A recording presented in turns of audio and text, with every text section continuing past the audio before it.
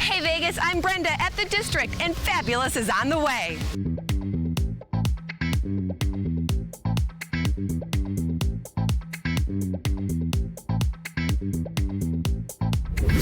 Beef Wellington is a traditional preparation of beef tenderloin. It's coated in pâté and mushroom paste called Duxelles, which is made with thyme leaves and shallots. It's then coated in prosciutto and baked in puff pastry. It's a gorgeous presentation, but it's a little intimidating to make. Today on Sin City Kitchen, I'm going to present to you an appetizer version of beef Wellington that I call my Wellington Bites. Next on Sin City Kitchen.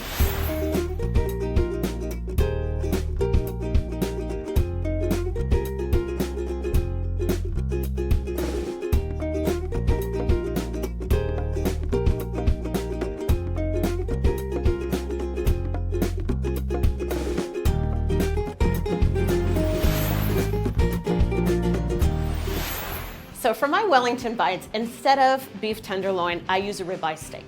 And I put a ribeye steak in the freezer so that it makes it a little easier to cut. Put it in there about 20-30 minutes, and then cut it into 1-inch pieces. Then you season the steak, salt and pepper in a medium-sized skillet for about 2 or 3 minutes. We're just looking to get a little bit of color on the steak, not looking to cook it all the way. And after that, and while the steak is cooling, set it aside, and we're gonna work on the flavor components, the flavor profiles that are gonna make the inside of the beef Wellington Bites turn really, really good. We start with a Duxelles, and as I said earlier, Duxelles is essentially a mushroom paste that is sautéed for about 20 to 25 minutes in butter with shallot and thyme leaves. It's minced up really, really finely, and this is the paste that is going to be offer some really intense flavor to the steak. The other thing that I make is my peppercorn Dijonnaise. Now, Dijon mustard is sometimes used instead of pâté to flavor the beef tenderloin because, let's face it, some people are kind of creeped out by pâté and it's not widely available. I personally find that Dijon mustard is a little bit intense in flavor, so I like to mellow it out with a little bit of mayonnaise and some finely ground peppercorns to make my peppercorn Dijonnaise. And then I essentially mix the peppercorn Dijonnaise and the Duxelles into a nice little mixture, and then I roll around the steak bites inside the mixture, and the next step is putting it all together. Come on back.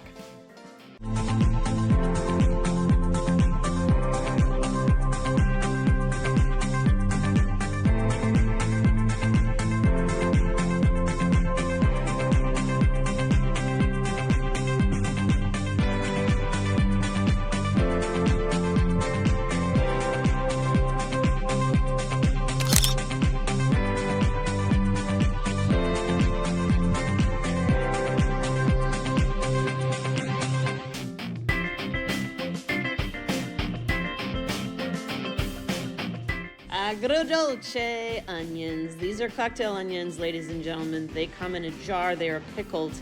And I decided to make a sweet and sour version of them. So chop them up into small little pieces. Take out a small skillet, put some high quality butter, get it nice and melted. And as soon as it's melted, add a bay leaf. It could be a fresh bay leaf or a dried bay leaf. And then you add in your chopped pickled onions and let them just hang out for a little bit. By the way, we're cooking this over low to medium low heat. Add a little bit of sugar, add a little bit of cracked black pepper. They're already salty enough so they don't need any salt. Let them go for a good 20 to 30 minutes and then buzz them up in a food processor. These are agrodolce onions.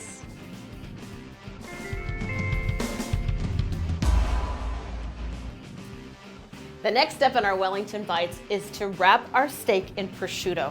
That is traditional to the original beef Wellington. And take one of your little bites of steak, wrap it in some pre-cut ribbons of prosciutto, and put it back onto the puff pastry. Now these are squares of puff pastry that I've cut, I'd say about 2 inches by 2 inches. And the puff pastry actually comes out in a sheet that's frozen. So defrost it in the fridge and then cut it into about 9 different pieces and you're gonna have the perfect little square. So again, we take our little bits of steak, wrap them in prosciutto, and then at that point, all we have to do is close up our little bundle. So we close up the puff pastry, and there's really no trick to this. Any way you want to get it closed is fine, as long as it's sealed around the beef. And then we pinch it together, seam side down on a piece of parchment-lined baking sheet. And then a little bit of egg wash on top to make sure that it comes out nice and golden brown. And then we finish with a little bit of flaky salt. Bake these at 400 degrees for about 18 to 20 minutes until they're golden, and I'll show you what it looks like next.